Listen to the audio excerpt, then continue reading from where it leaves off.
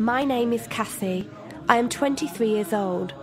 I graduated as a qualified nurse this year and was given my first position as a home nurse. My patient was an English gentleman in his early 80s who suffered from Alzheimer's.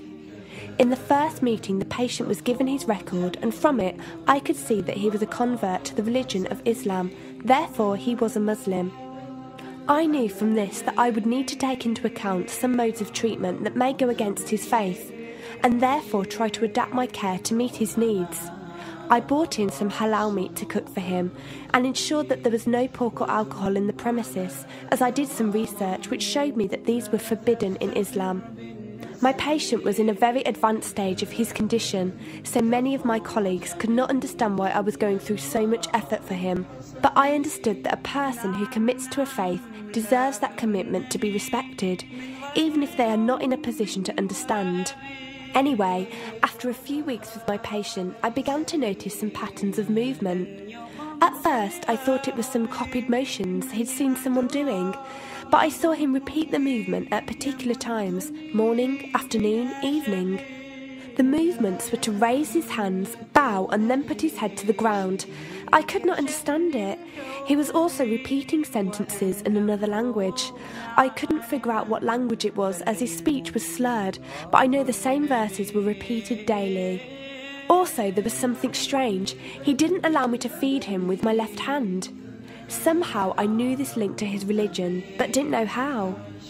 One of my colleagues told me about Paltalk as a place for debates and discussions. As I did not know any Muslims except for my patient, I thought it would be good to speak to someone live and ask questions. I went on the Islam section and entered the room True Message. Here I asked questions regarding the repeated movements and was told that these were the actions of prayer. I did not really believe it until someone posted a link on the Islamic prayer on YouTube. I was shocked. A man who has lost all memory of his children, of his occupation, and could barely eat and drink, was able to remember not only actions of prayer, but verses that were in another language. This was nothing short of incredible, and I knew that this man was devout in his faith, which made me want to learn more in order to care for him the best I could. I came into the Paltalk room as often as I could, and was given a link to read the translation of the Quran and listen to it. The chapter of the bee gave me chills, and I repeated it several times a day. I saved a recording of the Quran on my iPod and gave it to my patient to listen to. He was smiling and crying, and in reading the translation I could see why. I applied what I gained from Paltalk to care for my patient, but gradually found myself coming to the room to find answers for myself. I never really took the time to look at my life. I never knew my father. My mother died when I was 3. Me and my brother were raised by our grandparents who died 4 years ago, so now it's just the two of us. But despite all this loss, I always thought I was happy, content. It was only after spending time with my patient that I felt like I was missing something. I was missing that sense of peace and tranquility my patient, even through suffering, felt. I wanted that sense of belonging and a part of something that he felt, even with no one around him. I was given a list of mosques in my area by a lady on Paltalk and went down to visit one. I watched the prayer and could not hold back my tears. I felt drawn to the mosque every day, and the imam and his wife would give me books and tapes to welcome any questions I had.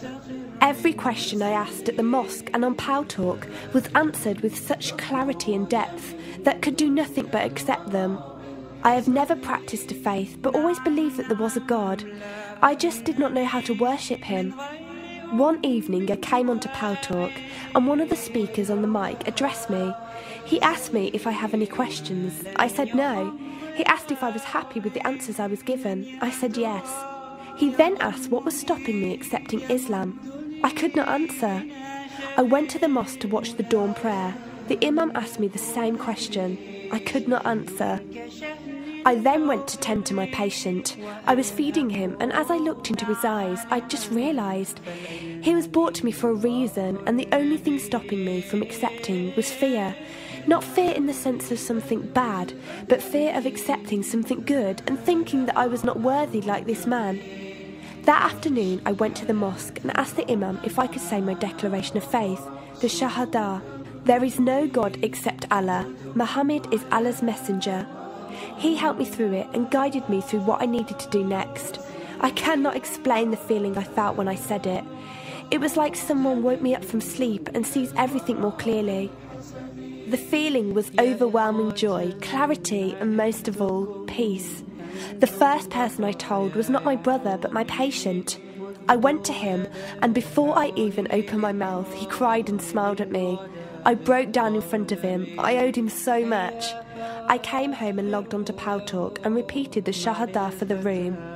They all helped me so much, and even though I had never seen a single one of them, they felt closer to me than my own brother.